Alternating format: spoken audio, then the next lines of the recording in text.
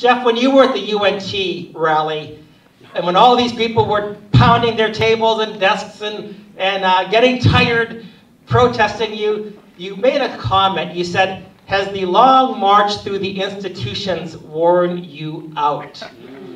And what exactly did you mean by that? Because this is something that is very crucial, I think, that we don't understand. The long march through the institution. There was a student communist activist, Rudy Dutschke, who really talked about this in 1967. Antonio Gramsci talked about this. Chris Rufo has talked about the long march began because Americans would reject the violent overthrow. But you said something that I don't know if other people picked up on it. Explain what you meant.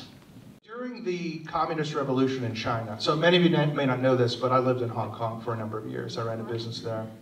And I was travel restricted. Bob will understand this. I had a security clearance which restricted me from traveling to China. So imagine trying to do business in Hong Kong when you can't go to mainland China.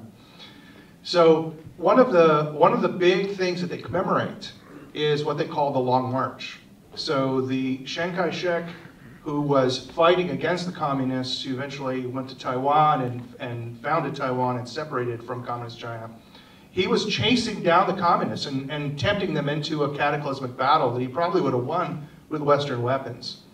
And Mao, using strategies that he called Bung Fa, which are actually from the game of Go, dispersed the military of Chiang Kai-shek and wore the military out on a 3,500 mile march.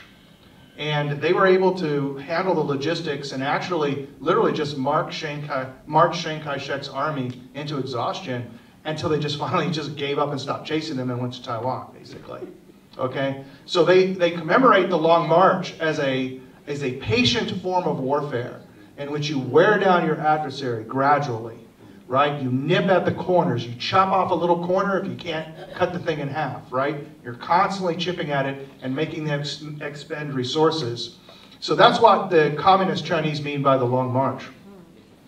What Gramsci meant and what the Marxists after World War II meant, they had to confront something.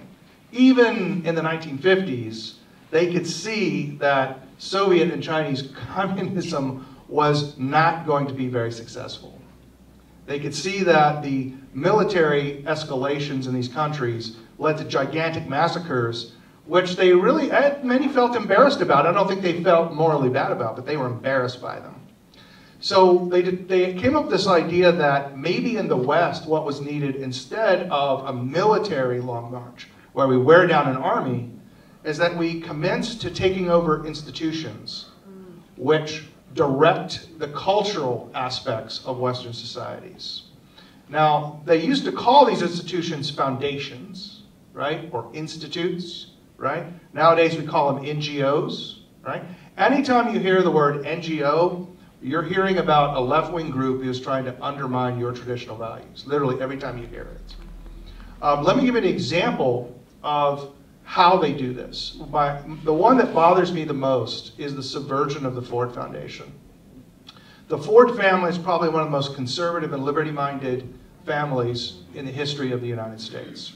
You know, he democratized transportation. He was incredibly kind to his workers and encouraged entrepreneurship, and millions of businesses were formed from the Ford Foundation's approach to business and their money.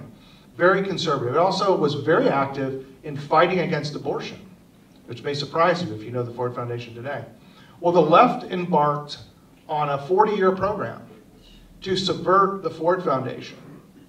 And they finally did it. And the Ford family actually had to resign from their own foundation because they couldn't countenance being part of an organization that was supporting abortion. But that money gave them tremendous influence in the United States, okay? So when we think about politics, what do we think about? Policy, you know, talking to our elected officials. That's not what the left thinks about. So I was trying to tell you earlier. They think about politics in a totally different way. They think about all the instruments of power that they can bring to bear on the middle class. Economic is one of them. The tax code, right? Making you spend money on things you don't like. You know, most of these NGOs are funded by your tax dollars.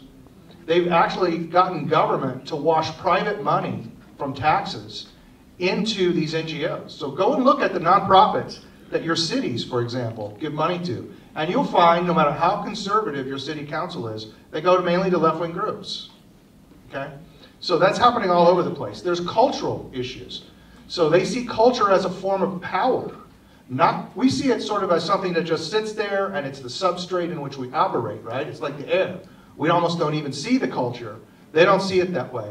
They see the culture as something that can be weaponized because, let's look at Title VII. Let me give you an example of this.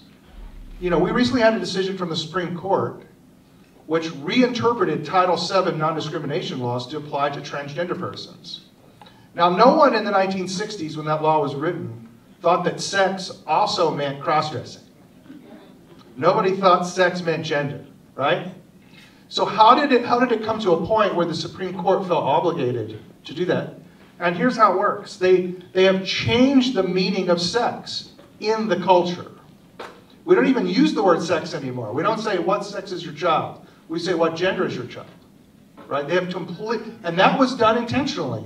There were books written in the 1970s and early 80s on how they were going to apply this notion from grammar, gendered verbs, gendered nouns, and things that they have like in Spanish and German and other languages, and apply this to what they called ontology or cultural ontology.